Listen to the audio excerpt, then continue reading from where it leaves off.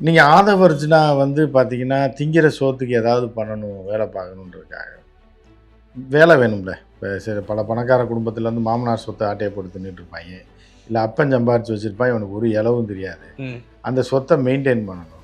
அவனுக்கு எழவும் தெரியாது, எட்டும் தெரியாது. அந்த மாரி ஆட்கள்ட்ட நீங்க வேலையே பார்க்க முடியாது. அவன் ஒரு கம்பெனியும் வச்சிருப்பாய்ங்க. அதில வேலை பார்க்குறவனா செத்தான் அதோட. ஓ! சரியா? அந்த மாரி இருக்கும். ஸோ ம்ஹ்ம். அந்த மாரி ஒரு முட்டா பீஸ் தான் யாரு? ஆதவர்ஜுனா.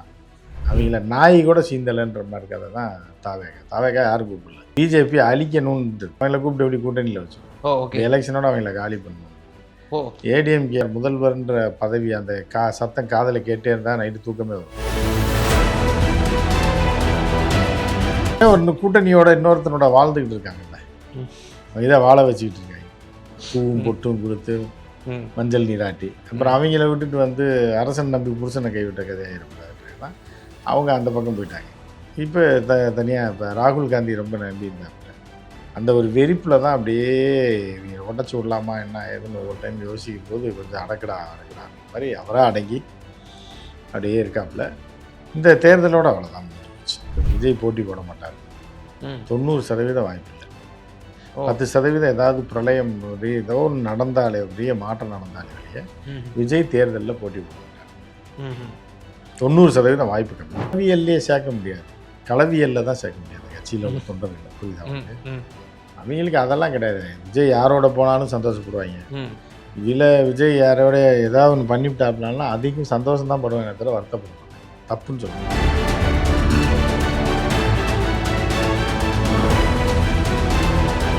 பிரசாந்த் கிஷோரையும் விஜயும் கம்பேர் பண்ண முடியாது.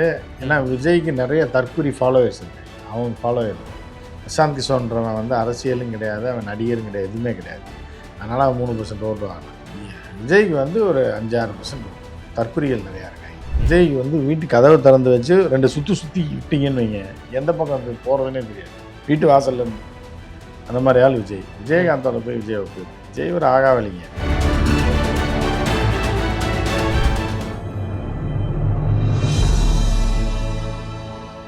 ஈத்தமிழ் நியூஸ் நேரல் கண் வணக்கம். இன்றைய சிறப்பு நேர்காணலில் நம்மோடு இருந்திருப்பவர் மூத்த பத்திரிகையாளர் திரு உமாபதி சார். சார் வணக்கம். வணக்கம் சார். தாவேகா தொடர்ந்து என்டிஏ கூட்டணிக்கு அவங்க போக போகிறாங்க, இல்லை காங்கிரஸ் உடச்சிட்டு வந்துருவோன்னு சொல்லி இந்த கூட்டணி அமையிற வரைக்கும் வந்து டாக் ஓடிட்டே இருந்துச்சு. இப்போ இல்லை அதெல்லாம் வதந்திங்க அப்படின்னு சொல்லி நிர்மல்குமார் சொன்னார். அதுக்கப்புறம் ஆதவர்ஜுனா வந்து போகிற போக்கில் பல விஷயங்களை வந்து மேடைகளில் கண்ணாப்பிலாம் நடிச்சு விட்டுறாரு. நேற்று ஒரு விஷயத்த சொல்லியிருக்காரு. எங்களுக்கு வந்து 90 சீட்டு வரைக்கும் ஒதுக்க ரெடியாக இருந்தாங்க. ஒரு 2.5 வருஷம் மாற்றி மாற்றி நம்ம ஆட்சி பண்ணிக்கலாம் அப்படின்ற அளவுக்கு சொன்னாங்க அப்படின்ற மாதிரிலாம் சொல்லியிருக்கிறாரு. உண்மையிலேயே அப்படிலாம் வந்து டிஸ்கஷன் செய்யப்பட்டுச்சா? எப்படி பார்க்குறீங்க? அந்த மாட்டு ரவி யாருன்னு முதல்ல பார்க்கணும். ரியல் காமெடியில் ஒரு பொண்ணு வருவாள்ல, என்னையும் வரையும் சேர்த்துவீங்கன்னு, அதுதான் இப்போ தாவேக்கா. புரியுதா உங்களுக்கு? அப்போ வந்து முதல்ல ஒருத்தர் வருவான், நான் தான் 2வது புருஷன். இன்னொருத்தர் வருவான், நான் தாங்க புருஷன், என் கூட தாங்க அவளை அனுப்பணும்னு. அப்புறம் இன்னொருத்தர் வருவான், அந்த புருஷனுக்கு முன்னாடியே தாலி கட்டினவன் நான் தானே. அந்த காமெடி பார்த்துருக்கீங்கல்ல? பார்த்துருப்பீங்க. சீட்டு குலுக்கி போட்டு கடைசியில் யாராவது ஆமாம் உங்கள் பேரையும் சேர்த்து போடுங்கன்ற மாதிரி தான் ஆதவர்ஜுனா கதை. சரியா? ஆதவர்ஜுனா தான் அந்த ஏட்டையா கேரக்டர். அந்த பொண்ணு வருவாள்ல, அதுதான் தாவேக்கா விஜய். தாவேக்கா அதை வந்து பல பேர் ரூட்டு போடுவாங்க. ஒருத்தர் மாட்டு ரவின்வா, ஒருத்தர் வந்து ஏதோ பேர்லாம் சொல்லுவாங்க. ஸோ அந்த மாதிரி தான் இப்போ ஏட்டையாவாக இருக்கிறது. இப்போ ஆதவர்ஜுனா கடைசியில் ஏட்டையா பேரையும் சேர்த்து குளிக்க போட்டு அவங்க 2 பேரும் தான் கூட்டணியில், வேறு மாட்டு ரவியும் ஏட்டையா தான் கூட்டணியில் இருக்கிற கதையாக போகும். நீங்கள் ஆதவர்ஜுனா வந்து பார்த்தீங்கன்னா, திங்கிற சோத்துக்கு ஏதாவது பண்ணணும், வேலை பார்க்கணுன்றதுக்காக. வேலை வேணும்ல. இப்போ சரி பல பணக்கார குடும்பத்தில் வந்து மாமனார் சொத்தை ஆட்டையை போட்டு தின்னுட்டு இருப்பாங்க. இல்லை அப்பன் சம்பாரிச்சு வச்சுருப்பான், இவனுக்கு ஒரு எழவும் தெரியாது. அந்த சொத்தை மெயின்டைன் பண்ணணும். அவனுக்கு எழவும் தெரியாது, எட்டும் தெரியாது. அந்த மாதிரி ஆட்கள்கிட்ட நீங்கள் வேலையே பார்க்க முடியாது. அவன் ஒரு கம்பெனியும் வச்சுருப்பாங்க. அதில் வேலை பார்க்குறவனா செத்தான் அதோட. சரியா? அந்த மாதிரி இருக்கும். ஸோ அந்த மாதிரி ஒரு முட்டா பீஸ் தான் யார்? ஆதவர்ஜுனா. ஆதவர்ஜுனா வீட்டில் வச்சுருக்க முடியாமல் துரத்தி விட்ட ஒரு டுபாகூரை வெளியில் வந்து எதாவது பேசிட்டு ஆதவர்ஜுனா பேசுகிறதுன்னு ஒரு கணக்கில் இருக்க முடியாது. சரி, இவங்கள கூட்டவன் யாருன்னு சொல்லுங்கள். எந்த கட்சியில் கூப்பிட்டாங்க? 90 சீட்டு யார் தரேன்னு சொன்னான்னு சொல்லுங்க பார்ப்போம். யாராவது மாற்று ரவி கூப்பிட்டுருப்பான் கனவுல வந்து. யார்? ஏடிஎம்கே தான் கூப்பிட்டுருக்குன்ற மாதிரி சொல்கிறாங்களே. யார் சொல்கிறா? சொல்கிறது யார்? ஆதவர்ஜுனா சொல்லுங்க பார்ப்போம். ஏடிஎம்கே எந்த கட்சின்னு சொல்லலை அவர். ம்? ம். எப்படிங்க இல்லாததை சொல்லுவாங்க கட்சியை? ம், ம். எந்த கட்சின்னு எப்படி சொல்ல முடியும்? எவனுமே கூப்பிடலைங்கும் போது எவனையாவது ஒருத்தனை போட்டு விட வேண்டியது. ம், ம், ம். அந்த இப்போ மானமுல்லை போகணும், தஞ்சாவூரில் கேட்டாங்க, மாயவரத்தில் கேட்டாங்க, மயிலாடுதுறையில் கேட்டாங்கன்னு ம்ஹ்ம். அந்த இடத்துல விலை போகாத குதிரையாக இருக்கும். ஓ! அந்த மாதிரி தான் அது. ஒருவேளை அதிபர் கூப்பிட்டுருப்பாரோ? எனக்கு தெரியல யார் ட்ரம்ப் கிம்புக்கு கனவு கூப்பிட்ற மாதிரி கனவு காண்டாங்க. ஏன்னா ட்ரம்ப் மோசமான ஆள். ம், ம். அந்த மாதிரி இருக்கலாம். அந்த மாதிரி ம். ஏதாவது ஒன்று சொல்லிவிட்டு போகிறது தான். ம், ம். அவங்கள நாய் கூட சீந்தலைன்ற மாதிரி கதை தான் தாவேகா. தாவேகா யாரும் கூப்பிடல. பிஜேபி அழிக்கணும்னு இருக்கு. அவங்கள கூப்பிட்டு எப்படி கூட்டணியில் வச்சுருக்கணும். ஓ! ஓகே. எலெக்ஷனோட அவங்கள காலி பண்ணணும். ஓ! ஏடிஎம்கேல எடப்பாடியார் முதல்வர்ன்ற பதவி அந்த சத்தம் காதில் கேட்டே இருந்தால் நைட்டு தூக்கமே வரும். ம்ஹ்ம். புரியுதா உங்களுக்கு? அந்த மாதிரி அவர் பைத்தியம் பிடிச்சி போய் அலைகிறாரு. ஸோ இப்படிலாம் இருக்கும்போது இவங்களுக்கேவும் அந்த ஆர்வம் தருவாங்க. இவங்க எத்தனை சீட்டு எத்தனை பெர்சன்டேஜ் 3% வாங்குறாங்கன்னா 5% வாங்குறான்னு தெரில. இவங்களை யார் கூப்பிட்டு முதல்வர் துணை முதல்வர்னு சொன்னான்னு தெரில. ம். ஒருவேளை சசிகலா அம்மையார் கூப்பிட்டு சொன்னாலும் சொல்லியிருப்பாங்க. உனக்கு 90 சீட்டு தரேன் அப்படின்னு ம்ஹ்ம். இருக்கலாம். இல்லைனா ஐயா ராமதாஸ் கூப்பிட்டு சொல்லியிருப்பார். நான் கூட்டணி சேரலாம், உனக்கு 90 சீட்டு தரேன், நான் 90ல் நிற்கிறேன். ம்ஹ்ம். அவர் இந்த 2 பேர் சொல்லியிருக்கிறதுக்கு வாய்ப்பு இருக்குது. ம்ஹ்ம். இப்போ ஓவரால் தனித்து போட்டி அப்படிங்கிற நிலைமைக்கு வந்துட்டாங்களா? இனி கூட்டணிலாம் கிடையாது. நம்ம எவ்வளவோ கூட்டணிலாம் துண்டு போட்டு கிடையாதுங்க. இவங்களா சுற்றி விட்டதுங்க. பேப்பர்காரன், டிவிக்காரன் அவங்களா சுற்றி ஓகே. விட்ட இவர் வராரு, அவர் இல்ல வராரு. தெளிவுபடுத்திடுங்க. இவங்க தேடி அலைஞ்சு நடுரோட்டுக்கு வந்தாங்களா? இவங்க தேடியெல்லாம் அலையல. ம். இவங்க தேடியும் அலையல. இதுதான் உண்மை. ம்ஹ்ம். இவங்க தேடி அலைஞ்சது காங்கிரஸை மட்டும் இவங்க ஆசைப்பட்டாங்க கொஞ்சம். ஓ! காங்கிரஸ் மேலே மட்டும் கொஞ்சம் ஆசைப்பட்டாங்க. பண்ணிட்டாங்க. ஆனால் அது ஏற்கனவே அதான் மாட்டு ரவி கதை. ஏற்கனவே ஒருத்தன் தாலி கட்டி வாழ்ந்துக்கிட்டு இருக்கான். அவன் முன்னாடி மேலே ஆசைப்பட்டு என்ன பண்ணுறது ம். அப்படின்ற கதை தான். ம். இது தேர்தல் கூட்டணி தானே சரியா? அப்படிப்பட்ட ஒரு ஒப்பீடு செய்யணும். இல்லை அப்படி தான் இப்போ ஏற்கனவே ஒரு கூட்டணியோட இன்னொருத்தனோட வாழ்ந்துக்கிட்டு இருக்காங்கல்ல. ம். அவங்க இதை வாழ வச்சுக்கிட்டு இருக்காங்க. பூவும் ம். பொட்டும் கொடுத்து ம். மஞ்சள் நீராட்டி. அப்புறம் அவங்கள விட்டுட்டு வந்து அரசன் நம்பி புருஷனை கைவிட்ட கதையாகிடக்கூடாதுன்றதுனா அவங்க அந்த பக்கம் போயிட்டாங்க. இப்போ தனியாக இப்போ ராகுல் காந்தி ரொம்ப நம்பியிருந்தாப்புல.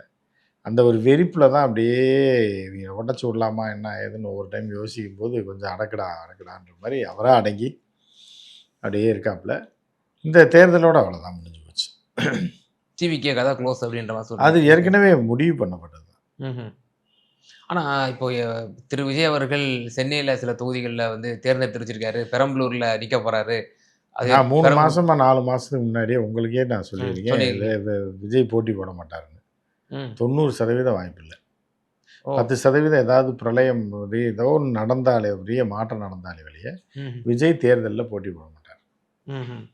90% வாய்ப்பு கம்மி. ஓ! இல்ல அப்படி போட்டி போட மாட்டார் அப்படின்னா, உளவியல் ரீதியா அந்த கட்சியினருக்கும் சரி, மக்களுக்கும் அதெல்லாம் அந்த கட்சி உளவியல்லே சேர்க்க முடியாது. களவியல்ல தான் சேர்க்க முடியாது அந்த கட்சியில் உள்ள தொண்டர்களை. புரியுதா ம், அவங்களுக்கு? ம், அவங்களுக்கு அதெல்லாம் கிடையாது. விஜய் யாரோட போனாலும் சந்தோஷப்படுவாங்க. ம். விஜய் யாரோட ஏதாவது ஒன்று பண்ணிவிட்டாப்னாலும் அதிகம் சந்தோஷம் தான் படுவாங்க, தவிர வருத்தப்பட மாட்டாங்க. தப்புன்னு சொல்ல மாட்டாங்க. ம்ஹ்ம். அப்ப பீகார்ல பிரசாந்த் கிஷோர் சினாரியோ அப்படியே நீங்க வந்து இங்க சொல்ற மாதிரி இருக்கு. அதே தான். கரெக்ட். அவரு கடைசி நேரத்துல நான் வந்து போட்டியிடல. என் சகாக்கள் போட்டிடுவாங்க அவன் அப்படின்னு. சொல்கிறது என்ன, அதுக்கு முன்னாடி இருந்தே நம்ம சொல்லிட்டு தான் இருக்கோம். 6 ம். மாதம் 1 வருஷமாக சொல்லிட்டு இருக்கேன், தேர்தலில் போட்டியிட மாட்டாப்ல விஜய். ம்ஹ்ம். ஸோ அப்போ பிரசாந்த் கிஷோர் அப்படி ஒரு நிலைமை எடுத்தாரு. ஆனால் பிரசாந்த் கிஷோரையும் விஜயும் கம்பேர் பண்ண முடியாது. ஏன்னா விஜய்க்கு நிறைய தற்குறி ஃபாலோவர்ஸ் இருக்காங்க. அவங்க ஃபாலோவர் இல்லை. பிரசாந்த் கிஷோர்ன்றவன் வந்து அரசியலும் கிடையாது, அவன் நடிகரும் கிடையாது, எதுவுமே கிடையாது. அதனால் அவன் 3% ஓட்டு வாங்கினான். விஜய்க்கு வந்து ஒரு 5-6% ஓட்டு கொடுக்கும். தற்குறிகள் நிறையா இருக்காங்க. ஓ! அது வந்து அந்த இதெல்லாம் சொல்லாங்கல்ல, இறைவனுக்கு நன்றி அப்படின்னு. இவ்வளோ தற்குறி தமிழ்நாட்டில் இருக்காங்கன்றதை வெளிச்சம் போட்டு காட்டிய விஜய்க்கு நன்றின்னு தான் சொல்லுவாங்க. அதனால் விஜய் ஒரு 5-6%, 7% இல்லை 10% கூட வாங்குவாங்க. 10% கூட வாங்குவாரா சார்? டோட்டல் தற்குறி பூரா. இப்போ டீ தூளை வடிகட்டினா எல்லா டீ தூளும் தான் வடிகட்டியில் மாட்டிக்கிறோம். ம். டீ மட்டும்தான் கீழே இறங்கும். ம். அதனால் டோட்டல் வடிகட்டியிலும் பூரா இருக்கிறது சக்கை தான். அந்த சக்கை பூரா அந்த பக்கம் வடிகட்டிச்சுன்னா அதை அப்படியே புறந்தள்ளி விட்டுட்டு மீதியை டீயை குடிக்க வேண்டியது. சார் பிரசாந்த் கிஷோர் சாதாரணமாக சொல்றீங்க. அவர் கிராமமா போனாரு, மக்களை சந்திச்சாரு. மக்களை யார் நீங்கள் கூட கிராமமாக போகலாம். நாளைக்கு கூட நீங்கள் சைக்கிள் எடுத்துகிட்டு 2 வீலர் எடுத்துகிட்டு போங்க கிராமம். உங்களை யார் போகணும்? உங்களுக்கு தெரியாத கிராமம்னா வண்டி எடுத்துகிட்டு போங்க. ஆனால் தளபதி விஜய் என்ன சொல்றாரு, நான் ஆட்சிக்கு வந்ததுக்கப்புறம் ஒவ்வொரு கிராமமா போய் சந்திப்பேன் அப்படின்றாரு. நல்லா தள்ளுவார்னா வண்டி தள்ளுவாருன்னு. அது என்னத்த சொல்கிறது, ஏதாவது சொன்னால் அப்புறம் அசிங்கமாக போயிடும், தப்பாக போயிடும். இந்த மாதிரி தான் இருக்குது. ஒருத்தர் தேவைக்கே போக மாட்டானாமா, ஜெயிச்சதுக்கப்புறம் பிடுங்கிடுவார் வந்து, நாளா பிடுங்கி நட்டுருவார் அப்படியே.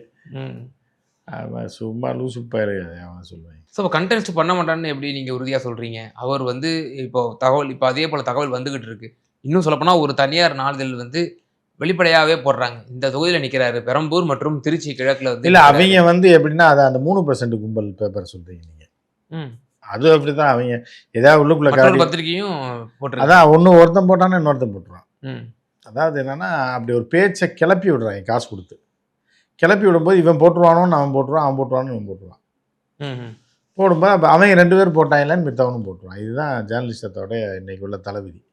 கன்ஃபார்ம் பண்ண மாட்டாங்க, அதுக்கு என்ன காரணம் சொல்ல மாட்டாங்க. அவங்களுக்கு வந்து திமுகவை பிடிக்காது, அதனால ஏதாவது ஒன்று சொல்லுவாங்க. தலைவரே வந்து நிற்கலைன்னா பார்த்தீங்களா, ஒரு தோல்வி பயத்துக்காக வந்து களத்தை விட்டு ஓடல. தற்குறிகள் அப்படி சொல்லவே மாட்டான். எங்களுக்காக தான் தலைவர் நிற்கலை, அவர் நல்லா இருக்கணும், அவர் வீட்லேயே இருக்கட்டும், அவரையும் வெளியே வரணும், அவர் போட்டி போடக்கூடாது, நாங்கள் வந்து எல்லாம் ஃபார்ம் பண்ணிவிட்டு நாங்கள் ஒரு 4 தொகுதியில் ரிசைன் பண்ணி அவரை வந்து தேர்ந்தெடுப்போம் அப்படி தான் சொல்லுவாங்க. தற்குறிகளுடைய கால்குலேஷனே வேறு. அவங்களுக்கு அவங்களுடைய உள்ள அவங்களோட தாட்ஸே வேறு. இல்லை சார், நீங்கள் சொல்கிற உங்கள் கருத்துப்படியே ரசிகர்களோட ஓட்டு மட்டும் போதுமா? வெகுஜன மக்களுடைய ஓட்டும் தேவை தானே? வெகுஜன மக்கள் எவன் அவனுக்கு ஓட்டு போடுவாங்க? தற்குறிகளை தவிர எவனும் ஓட்டு போட மாட்டாங்க. அது 2 லட்சம் அது எல்லாமே அவங்க வந்து காசு கொடுத்து பண்ணுறது தானே. கருத்து செகண்ட் பிளேஸ் வந்துருவாரு. யார் சொல்கிறா? கருத்து கணிப்பில் தொடச்சி எவன் சொல்கிறான்? கருத்து கணிப்பில் யார் சொல்கிறா?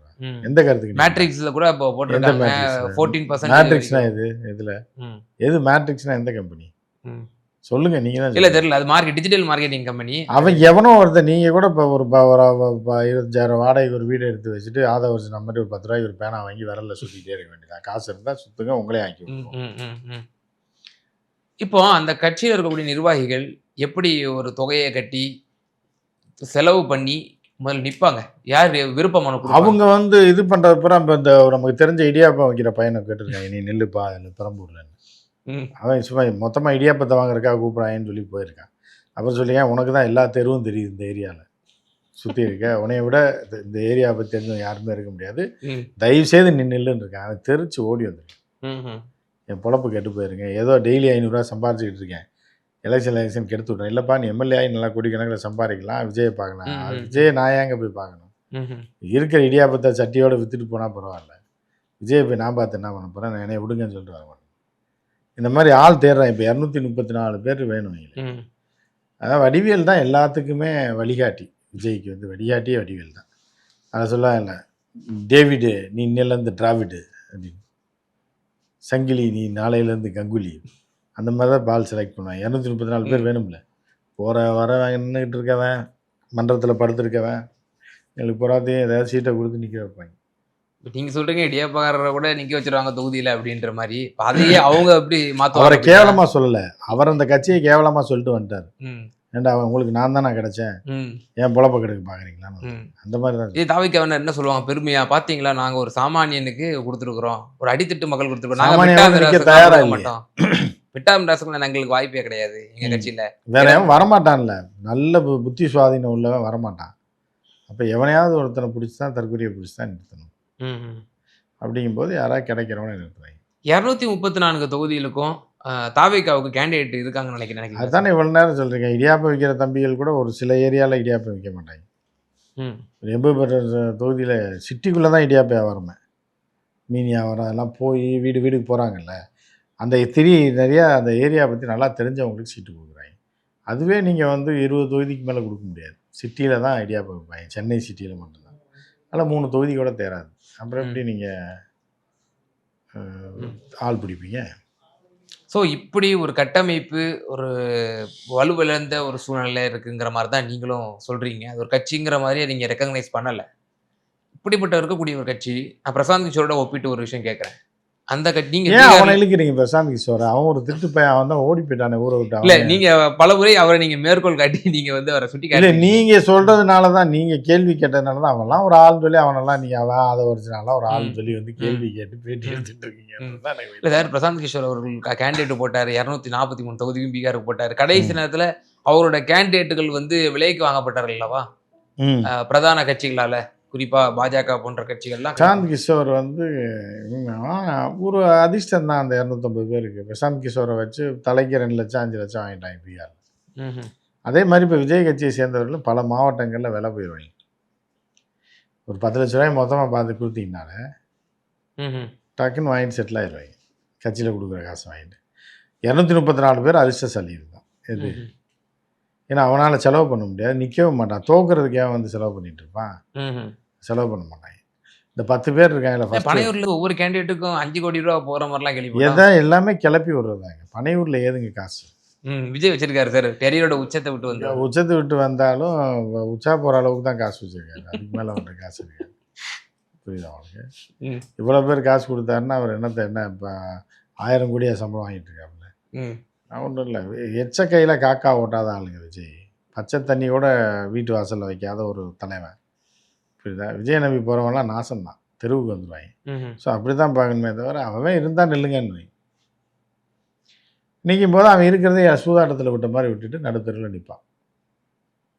234 பேரில் ஒரு 34 பேரை விட்டுருங்க, 200 பேர் தெருவுக்கு வந்துடுவான். லூசுத்தனமாக செலவு பண்ணாங்க விஜயால். ஒரு அதில் ஒரு 10-50 பேர் கொஞ்சம் விவரமாக இருக்குவேன். கொடுக்குற காசு, செலவு கொடுக்குற காசை போஸ்டர் இடைக்கு போட்டு விற்றுட்டு ஓரளவுக்கு செட்டில் ஆயிடுவாங்க. பேக் அடிச்சு இவ்வளோ நாள் போதும்டா, நல்ல வேலை தப்பிச்சோம், இவ்வளோ நாள் பிளாக்ல டிக்கெட் எடுத்து அதை அடகு வச்சு அடகு வச்சு படத்தை போய் பார்த்தோம், மொத்தமாக ஒரு 20 லட்சம் 20 லட்சம் தேரிச்சு, இதோட இந்த சங்காத்தம் பக்கமே போகக்கூடாதுன்னு போயிடுவாங்க. அதுதான் அதிக வாய்ப்பு. இந்த கட்சி பரவலாக இப்போ நீங்கள் சொன்னீங்க ஒரு 5-6% வாங்கலாம், இல்லை மிஞ்சி போனால் 10 கூட வாங்கிடலாங்க அப்படின்ற மாதிரி சொன்னீங்க. பிகாஸ் ஆஃப் அவர் ஒரு திரை கவர்ச்சிக்குள்ள நடிகர்ங்கிற அடிப்படையில்.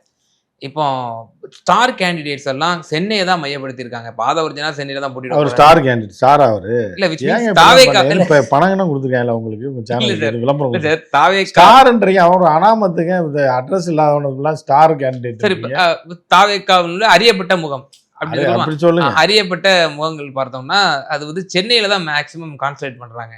அவங்க பரவலாக எந்த மாவட்டத்தில், இப்போ உதாரணமா சென்னையில ஒருத்தர் நிக்கலாம், தென் மாவட்டங்கள்ல ஒருத்தர் கேண்டிடேட் போடலாம், இன்னொருத்தர் கொங்குல போடலாம், லோக்கல்லே பிச்சை எடுக்கலான்றா, நீங்க வெளியூர்ல போய் பிச்சை எடுக்க சொல்றீங்க. அதுதான் வித்தியாசம். என்ன கிறுக்கா பிடிச்சி வெளியூர்ல போய் நிக்கிறதுக்கு? இல்ல சார், விஜயகாந்த் அவர்கள் வந்து விருதாச்சலத்துல. விஜயகாந்த் வேறங்க, விஜய் வேறங்க. விஜய் வந்து வீட்டு கதவை திறந்து வச்சு 2 சுற்றி விட்டீங்கன்னு வைங்க, எந்த பக்கம் போகிறதுனே தெரியாது, வீட்டு வாசல்ல இருந்து. அந்த மாதிரி ஆள் விஜய். விஜயகாந்தோட போய் விஜய் ஒப்பிடுறீங்க. விஜய் ஒரு ஆகாவலிங்க. விஜய் எல்லாம் வேஸ்ட். விஜய் மட்டும் கண்ணை கட்டி கொண்டு போய் ஈஸியாக தாண்டி போய் ஓஎம்ஆர் ரோட்டில் ஏதாவது சந்துக்குள்ளே இறக்கி விட்டுருந்தீங்கன்னா வீட்டுக்கு போக தெரியாது. எந்த ஊரில் இருக்கோம்னே விஜய்க்கு தெரியாது. அப்புறம் நீ விஜய் போய் பேச சொல்லி விஜய் வீட்டை விட்டு வெளியே வந்து அவ்வளோதான். ஸோ இறுதியான ஒரே ஒரு கேள்வி. ரஜினிகாந்த் ஒரு வார்த்தைகளே கோட் பண்ணார் ஆதவர்ஜனாவுடைய கான்ட்ரவர்ஷியல் ஸ்பீச்சுக்காக. காலம் வந்து பேசாது பதில் சொல்லும் அப்படின்ற மாதிரி அவர் ஒரு விஷயத்த சொல்லியிருந்தார். எல்லா பக்கமும் எதிர்ப்பு ஒரு பக்கம் சம்பாதிச்சுட்டு இருக்காங்க தாவேகா.